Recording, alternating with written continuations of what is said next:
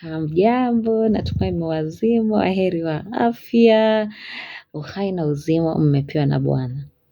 So, nina maneno mawili matatu ya kumshauri mtu ama kumuinua mmoja wetu ama wawili ama watatu. Nimejikumbusha leo jinsi ukichomeka ama ushike kitu ambacho ni moto. The first thing in your brain itakwambia achilia. So unapoachilia mpaka ufikirie nitaibeba na nini? Mpaka ufikirie nitaweza ibeba vipi? Even in maisha yetu yako tunapopitia mapito. Inakuja kama choma pap.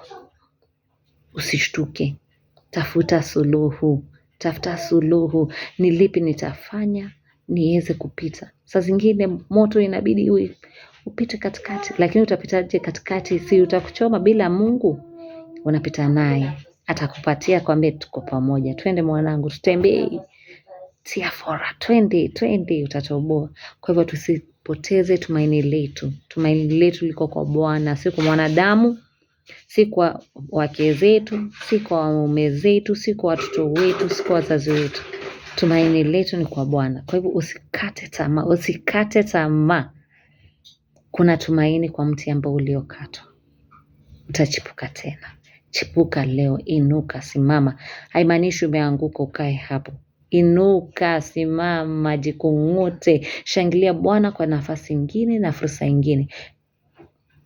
As long as imeitwa leo, una fursa ya kuwa better, stronger.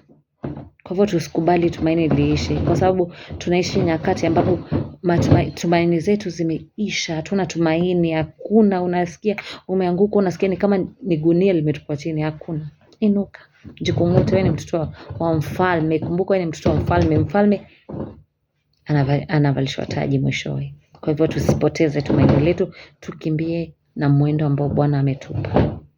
Bye bye. Love you. Na msisahau kuni support in my MCing business and in the event planning.